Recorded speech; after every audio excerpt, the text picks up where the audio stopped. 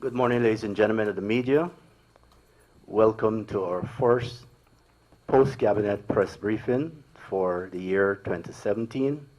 May I take this opportunity to wish all of you a happy 2017.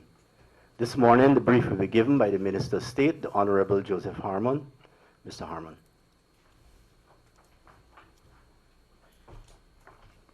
Thank you, Mr. Archer. Let me join with Mr. Archer in wishing all of you a very prosperous 2017. And I feel very confident that it is going to be a good year for us once we work assiduously on ensuring that we can promote Guyana as a green state. We'll be in a much better position by the end of the year, so that at 2018 in January when we speak, I think we'll be able to point to a very significant progress that we've made in that regard. Yes, it is good. All right, this post-cabinet press brief covers matters which were dealt with at Cabinet on Tuesday, January the 3rd. As you're aware, yesterday was Parliament, and therefore the immediate day after where we normally keep our press conferences, we had to push it back because of the exigencies of the work in the National Assembly. Cabinet was briefed at that meeting by the Honorable Vice President and Minister of Public Security, the government lead person for consultations on the future of GECOM, about a meeting held on December 31st, 2016, between the government and national stakeholders, including the People's Progressive Party, the Guyana Agriculture Workers Union, the National Association of Agricultural, Commercial and Industrial Employees Union, NASI. Additionally, workers representatives from the various estates in the sugar industry were also present at that meeting, which was held at the boardroom of the Ministry of Agriculture.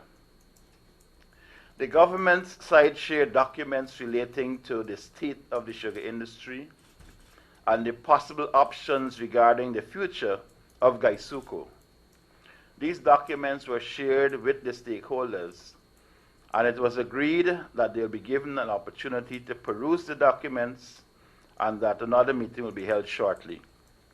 This meeting came out of a decision of the Cabinet of Guyana that, having considered some options which had been put to it, that it was in the best interest of all of Guyana that the national stakeholders be part of a meaningful process of consultation.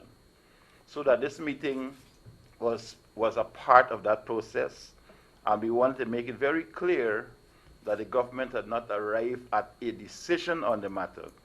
And we expect that through these negotiations, these consultations, we will arrive at a decision that is in the best interest of not only the financial interests, but the economic, the cultural, the religious, the social circumstances which affect the workers in the industry, the families, the fact that the sugar industry historically is a very old industry, has been here from over a century now. And all of these are factors which could not be taken very lightly in arriving at a decision on GECOM. So it was felt that all of these factors had to be considered, and therefore it was important that we share all the documents which had been provided to Cabinet with the stakeholders so that we can arrive at a position on the future of the industry. You'd recall that even before that, a commission of inquiry into the sugar industry was done, and upon the presentation of that report, that we shared that document with the stakeholders, as well as we laid a copy in the National Assembly. The document is now at the Economic Services Committee. In its meeting, they are also considering that report in their oversight role in the National Assembly. So that it has always been our intention and continues to be our intention to ensure that all of the information that's coming to the government, that we share that with the stakeholders so that they understand that the process at arriving at the decision on this important industry is done taking all of the views that are expressed into consideration. Cabinet also received an update on the quest to find a new chairman of the Guyana Elections Commission. It will be recalled that the current chairman, Dr. Serge Bali, had given a clear indication to His Excellency of his intention to demit the office. And consequent upon that notification, a process which is required under the Constitution started. That process is governed by Article 161(2), or in fact, Article 161 of the Constitution of Guyana.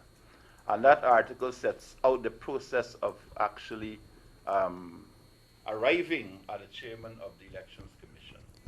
And it involves the leader of the president writing to the leader of the opposition, requiring him, after consultation, to present to him a list of 6 persons who would satisfy the requirements of the Constitution.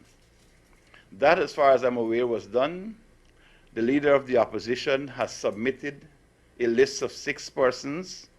The president subsequently asked for the curriculum vitae of those persons, and my understanding is that that CV has been sent to His Excellency the President, who I believe will now be required to respond as to whether, in fact, this is a completion of the process and that the leader of the opposition will then be called in for negotiations and for them to have consultations.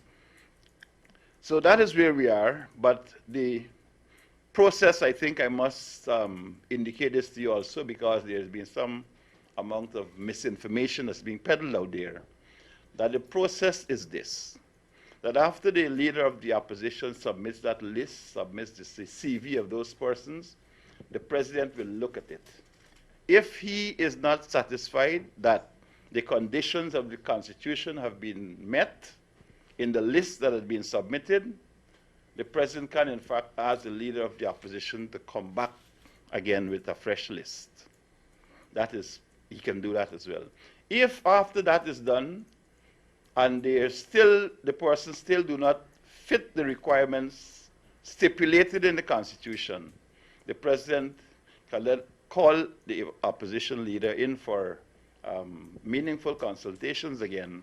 And after that, if we still do not arrive at a person by that time, the president has the right to appoint somebody. That is the process. And I just want to make that very clear, because it seems that out there is some view that the president intends to skip a process in arriving at a single person. Certainly that is not the case, and I want to lay that to rest right now. Our cabinet was also briefed by the Honorable Minister of Agriculture about the effects of recent heavy rainfalls countrywide. He reported that there was some flooding in low-lying areas of the coastal regions as well as in Linden, but indicated that all the relevant agencies, particularly the NDIA, the National Drainage and Irrigation Authority, were working assiduously to drain the flooded areas. The Minister further advised that all of the freshwater catchment areas and conservancies were experiencing levels well within their safety margin. With regard to the situation in Georgetown, Cabinet was advised that the flooding was mainly due to the coincidence of heavy rainfall and high tides that prevented rapid drainage of the accumulated water. It was concluded that the drainage of Georgetown required special attention.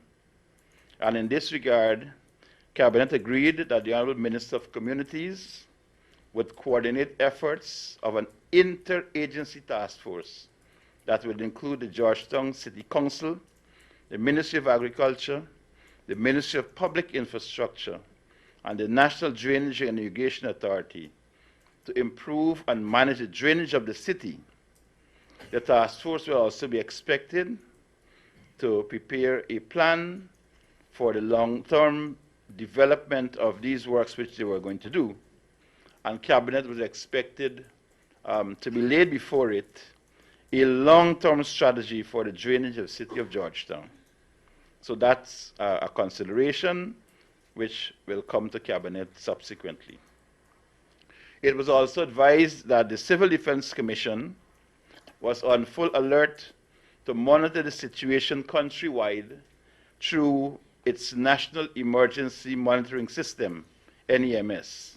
That, the NEMS is on 24 hours, and they're working full-time around the clock, monitoring the situation in all regions of the country.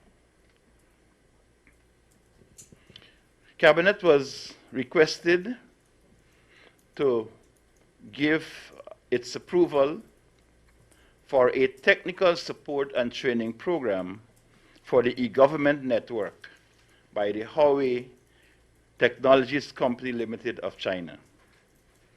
Cabinet was advised that the e-government network, which was built by Huawei between 2011 and 2014 and operationalized in 2016, lacked the local engineers and technicians with the requisite knowledge to operate and maintain the network.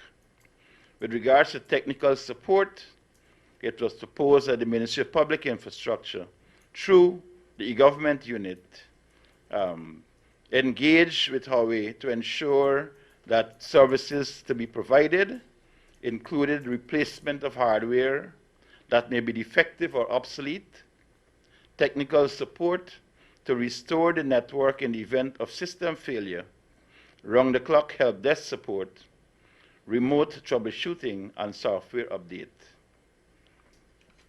Cabinet agreed with the proposal submitted by the Minister of Public Telecommunications and requested that the Minister proceeds with the matter in the normal course of things, requesting or requiring the National Procurement and Tender Board Administration's approval for any further contractual arrangements. In concept, the Cabinet agreed that since Huawei had actually designed the system, had set it up in place, that the Ministry of Public Telecommunications was allowed to proceed in that way and to get the approval of the National Procurement and Tender Board Administration. The Honourable Minister of Foreign Affairs updated Cabinet on the formulation of a diaspora engagement strategy and other works being carried out by the Ministry of Foreign Affairs on diaspora engagement.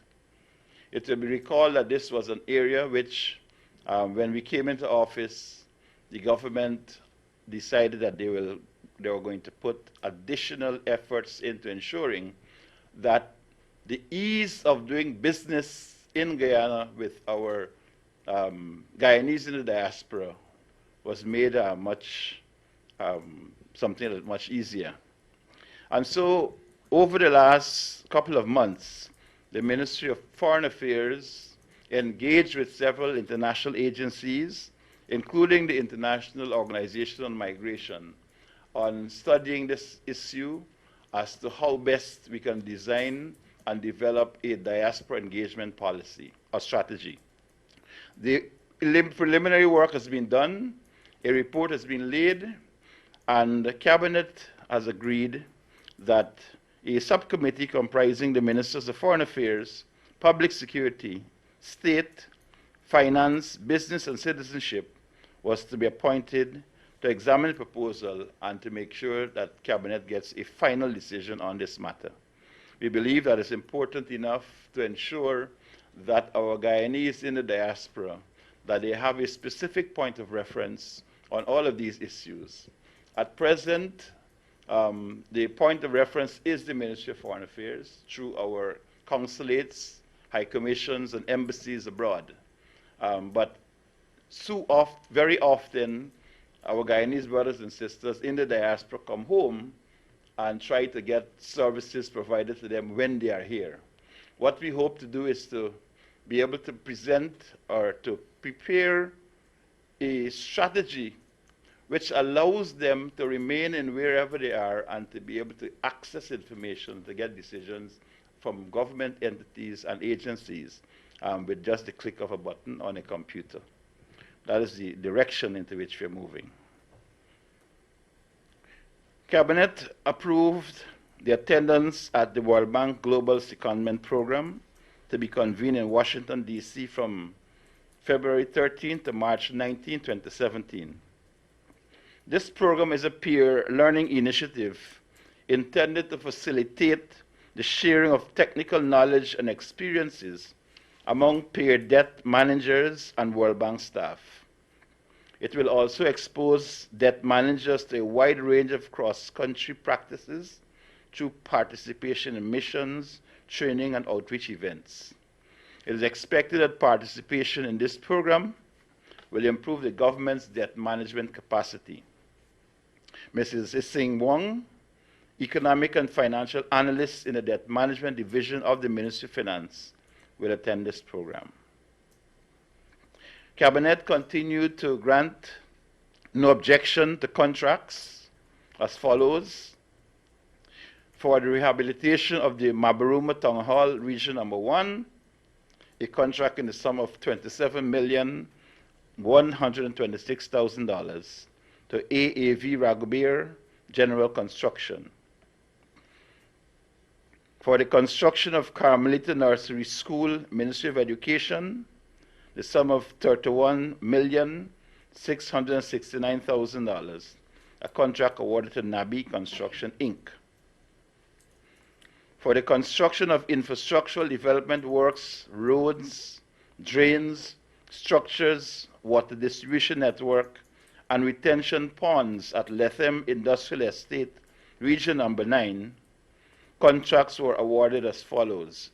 For Lot 1, the sum of $360,965,699, a contract awarded to H. Knott and Sons Civil Engineering Contracting Services. For Lot 2, in the sum of $348,817,963, contract awarded to Colin Talbot Contracting Services. For the construction of miscellaneous roads in Region Number 6, Lot 1, these are some additional work to be done. A contract in the sum of $2,100,000 awarded to UNIS Civil and Building Construction. And in Lot 6, for the sum of $8.5 million, a contract awarded to Associated Construction. These were additional works to be done on roads that for which contracts had already been awarded, but that the scope of the work was extended.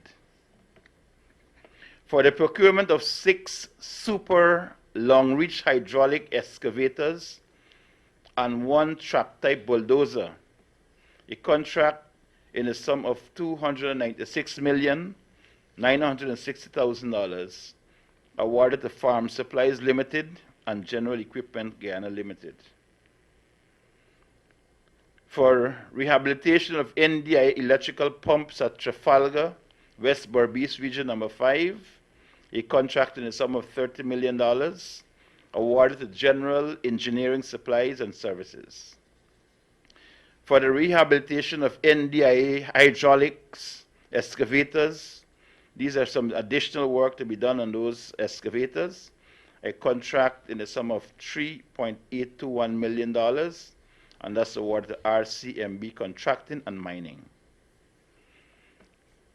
For the supply of industrial scanners to the Guyana Revenue Authority, contract in the sum of $34,200,000 awarded to Massey Technologies Guyana Limited. For the supply of communication equipment to the Guyana Police Force for selected items, contracts in the sum of $1.5 million to Jerome De Freitas and Sons, $9.5 million to Swansea, and $7.9 million to Massey Technologies Guyana Limited. These were for communication equipment for the Guyana Police Force.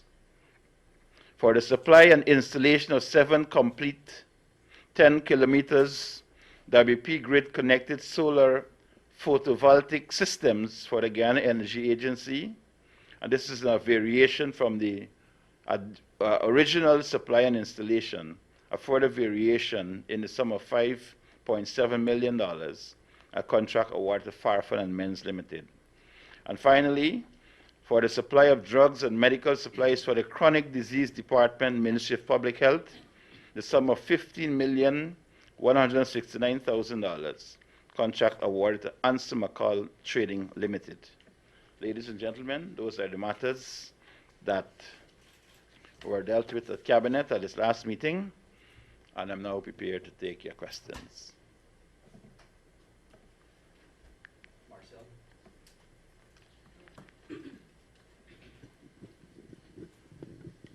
Marcel Thomas, Tower Fuse.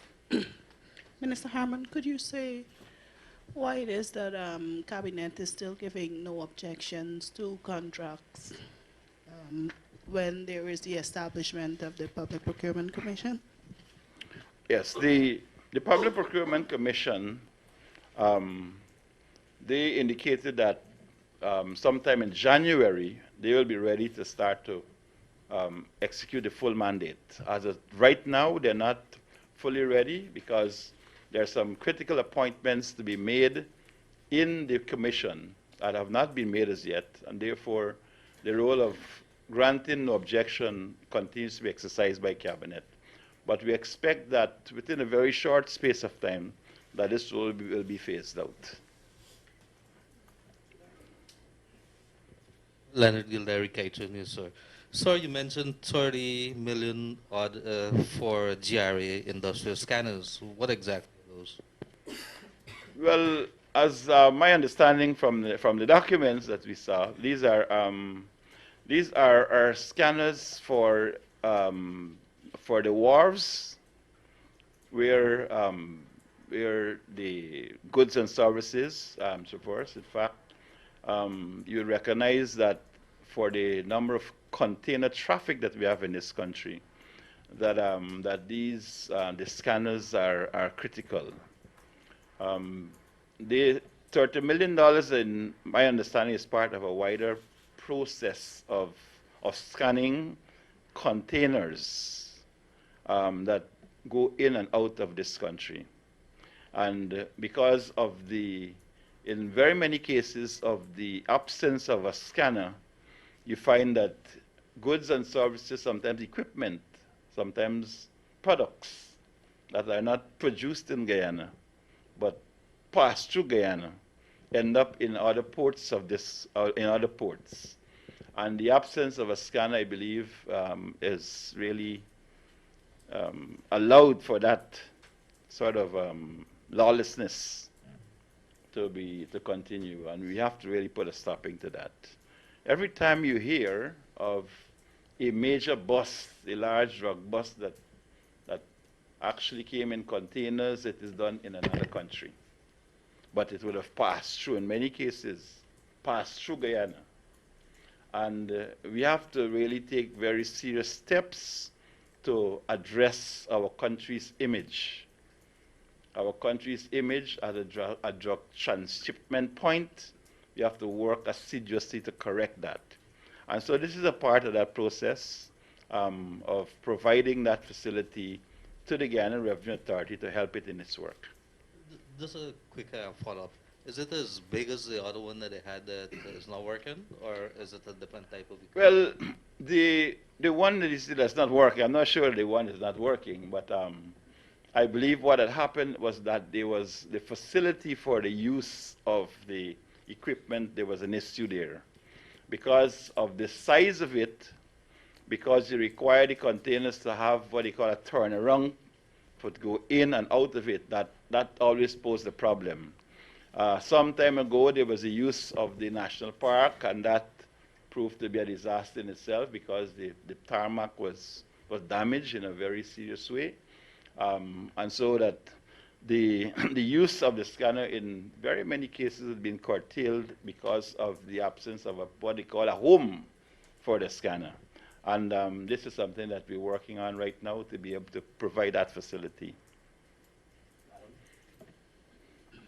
Adam Harris, Prime News. Sir, this e-network program, there was a plan that everything would be interlinked. You would store all records, driver's license, owners of firearm license, everything would be on this. Is this Huawei e-network program part of the entire scheme of things to have all of this in place? That is absolutely correct. It's a part of it. It's part of what, in fact, the e-government network was set up under the previous administration on a contract with Huawei. But in addition to that, what we're going to be doing in our administration is to link that work with the work under what is called the Smart City program that is administered by the Ministry of Public Security. And that we will merge all of these actions under the e-government unit insofar as these facilities are concerned. So the linking has already started. We've started linking schools, we've started linking government ministries, and this is a process that's ongoing. I believe the Minister of Public Telecommunications has spoken about this and has spoken very passionately about our trust to ensure that all of these facilities are linked and that we can provide internet facility for our schools, our communities, and the homes of Guyanese people. Sir, is there a deadline for this program to be completed or something like that?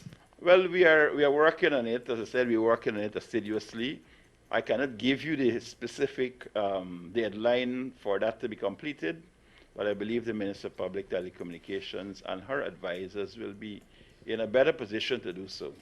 But we are working very seriously on this because we believe that technology is the way to go. Linking of ministries is the way to go. It reduces our reliance on paper and the trust to move Guyana into a green economy. These are all parts of that process so that we don't have to be sending paper all over the place and cutting down trees to produce that paper. Bailey, Newsroom. Last year, Minister, we had the Dutch risk assessment team come down here, and they would have come up with a bunch of solutions on the way forward for Georgetown in terms of drainage. Would you say if the Minister of Communities, if his interagency unit will be using this strategy at any point in time? Yes, in fact, that report was made to the Minister of Public Infrastructure. And Minister of Public Infrastructure is part of that team on which the Minister of Communities is going to be heading. Yes, the report was presented about the options and what we needed to do. In fact, there are some very serious options because, as you know, the entire drainage system here in Guyana was built by the Dutch. And so when they came, what they discovered was that a number of the canals were filled in and we made roads where those canals were. And very many cases where you had outfalls to be drained, we'd actually built car parks and all these kinds of things over them.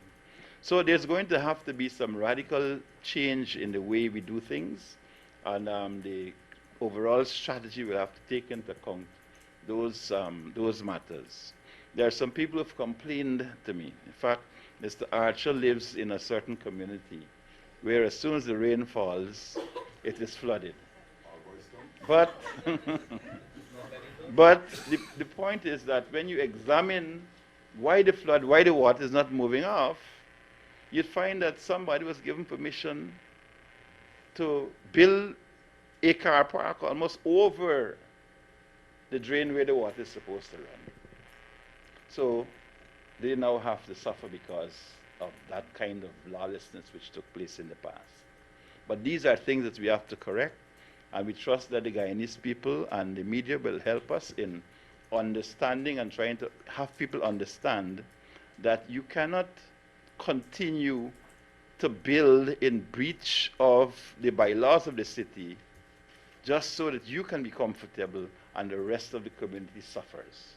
There's a lot of that taking place, and these are things that I believe that our city mothers and fathers will have to pay very careful and serious attention to. We cannot complain that every time the rain falls we flooded, and we are seeing the reason for the flooding, for the water going off very quickly right before our very eyes. We'll have to be strong about this matter and take some very hard decisions about it.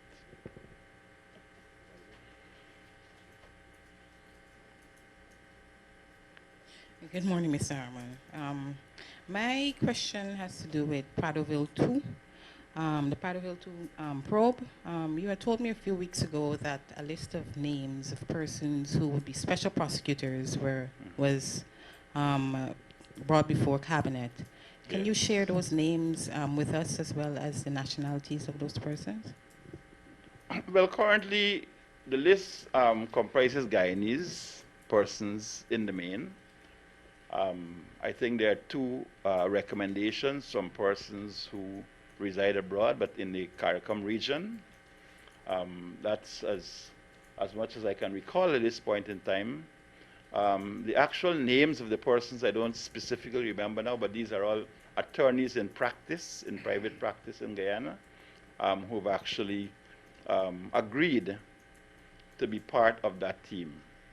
You know also that when you engage an attorney, you have to at least have some kind of agreement, some kind of retainer arrangement, and therefore I believe that is why the Attorney General has not decided to let go of these names like that, because I think they're still looking at what retainer arrangements will take place. But I want to give you the assurance that all of the persons whom the Attorney General has spoken to have said that yes, they are prepared to work on these cases. And in fact, there are some persons who were not contacted, who heard about it, but have since contacted the agency. Well, look, they are also prepared to do so. So I believe what we are getting now is a pool of skill, of legal talent, who are prepared to work with us to ensure that those wrongs of the past are dealt with in a very swift manner. Just a quick follow-up. Do you know whether or not these persons would have begun any engagements with Suku or Saru in terms of what their exact role is supposed to be? I can't be very specific on that, but what I can say to you is that there are some persons who are helping with the financial analysis work to be done by Saru, who reside abroad, but are actually been coming here under I think the World Bank. You'd recall that last year we had several persons from the World Bank coming here, assisting us in preparing cases and looking at these files and so on, and to ensure that the law that as it relates to this, the State Asset Recovery Unit is crafted. I believe we're at a point now where it is already crafted. It is before cabinet, and the next stage is for it to go to the National Assembly for it to be debated there and passed into law.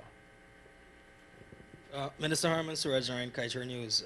Minister, a few months ago you spoke of an investigation into regarding BK International's questionable acquisition of $900 million worth in steel. Could you provide us an update on this investigation?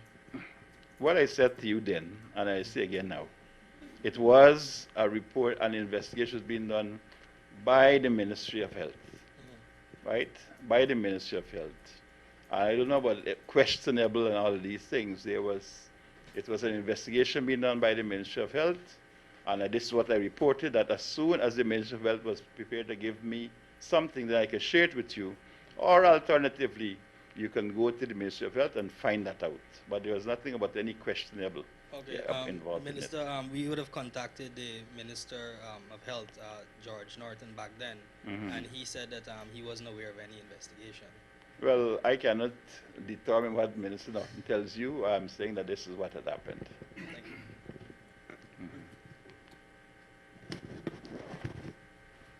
Good morning, Mr. Harmon. This is going to be a stray-away question from what we are discussing here today. But it's regarding former Minister of Social Protection, Valda Lawrence. With all the work she has undertaken since taking office in 2015 and 16, and recently in an interview she said of the many things the ministry would be undertaking in 2017 onwards. Can you tell me why was the Minister of Social Protection reshuffled to another ministry at this crucial point in time? Well, indeed, it's a straightaway question. It's really the ministers serve at the pleasure of His Excellency. We are appointed to assist the President in the execution of his duties. And if you check what the document which the ministers receive, it says that you're assisting the President in the execution of duties in particular areas. So all of these, under our Constitution, are duties which are the President's. Secondly, cabinet, ministers function in cabinet as a collective. And the projects and the programs which are undertaken at the various ministries are projects and programs which have the approval of cabinet, and specific ministers have the mandate of overseeing those programs and ensuring that they come into fruition. So you would have had that all around. You have had the Minister of Social Cohesion doing a lot of projects, a number of things on track, as well as the Minister of Health. But it is in the deliberate judgment of His Excellency to place ministers where, in his view, their skills are necessary. At this point in time, the view is that Minister Lawrence's skills at management is important, is necessary in the Ministry of Public Health. So there's nothing stray away, right? All of these things come to cabinet, and they are basically the responsibility of the President, who he assigns ministers to deal with from time to time. Thank you. Additionally, in addition to that, there was I think there was about $200 million allocated for the construction of land space for the building of a main office for the Ministry of Social Protection. According to Minister Lawrence at the time, she said that was being allocated. Can you tell us a bit more about that? How soon this will be undertaken? Well, you see in the budget there's allocation for that to take place. You would have heard also that the building, I think that is close to GBC, that was formerly under the Ministry of Natural Resources, had been so assigned that the minister actually started taking steps to ensure the technical issues which prevented the building from being completed and occupied, that those issues were being dealt with. But the Ministry of Social Protection has a lot of work going on all across the country. And they are building, they are renovating places, they are building places. It's all for the benefit of the Guyanese people and to prepare an atmosphere and an environment in which people can conduct business with the state in a comfortable manner. Adam Harris, and then we have two more questions. Yes. Sir, the issue of the senior council seems to be rather contentious. Are you in a position to say, sir, how was the president advised, bearing in mind that he went through a list I hear that was dating back 20 years? How was he advised and assisted in identifying those awarded? The list, in fact, yes, you're right. Beyond longer than 20 years now, there was no appointment of senior counsels, which the lawyers call it silk. And it has become an aberration that for such a long time, persons in the legal profession, there'll be no movement in that regard. The president, at the ceremony in which the senior counsels were presented with instruments, I think made some very important points. These were that the Cooperative Republic of Guyana, right, as an independent nation, established a system of national awards, including the award of senior counsel. You recall that before independence, and in fact before it became a Republican status, that you were appointed from England. They were called Queen's Counsel. After we became a Republican state, we instituted a number of things which were national in character. We dealt with our own national anthem, as the president spoke about, our own symbols of nationhood, and that the appointment of senior counsel was part of that process. And for all of the years where these senior counsel were appointed, there was never a single woman, a single female in that. Never. And this had nothing to do with their capacity or anything. In fact, I am a member of the profession. I served as the president of the Bar Association in 2005. And I am aware that several women of worth, of character in the legal profession, would have been qualified at that time. What we sought to do in 2005 and 2006 was to actually acknowledge these persons by what we call in the bar itself acknowledgements of achievement. But the president, in his deliberate judgment, recognized that this cannot be right and made a very strong position of correcting it. But the process of the persons being appointed starts with a letter by the president to the chancellor, requesting that the chancellor identify persons to whom the senior counsel can be given. And so the chancellor, in consultation with the judges of the Supreme Court,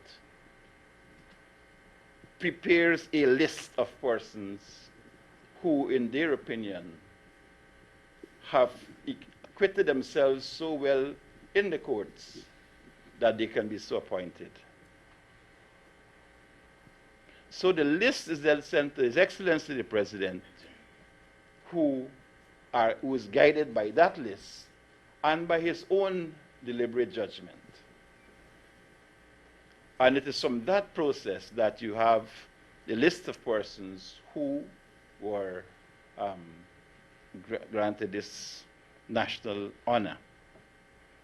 The President has said it also that he intends to make this something that is regular.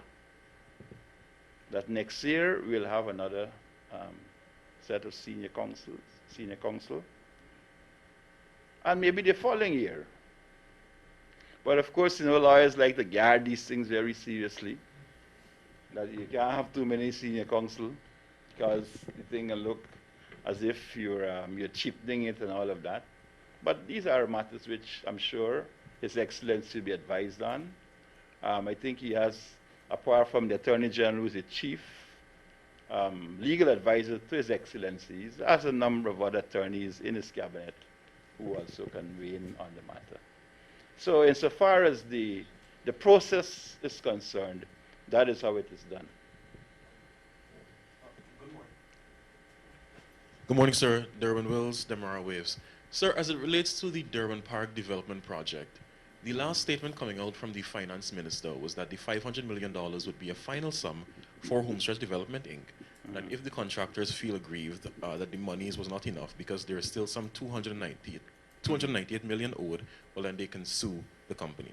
Sir, as a legal professional, I'm interested in knowing how exactly an arrangement like that would work, and also if government would assume any responsibility whatsoever, considering that a government minister sits on the board for Homestretch Development, Inc. Mr. Jordan's position on the matter is government's position. And I mean, if you want to understand how the legal system works, I'm not here today to give legal advice. I'm giving you a cabinet brief, and there are many attorneys who I'm sure will be able to tell you how it is that you can sue a company. That's not rocket science. Final question. On the part of government responsibility. Would government assume any responsibility? Actually, Minister Jordan has given the position, that's government's position. 500 million, that is government's position. Very well, sir. Final question.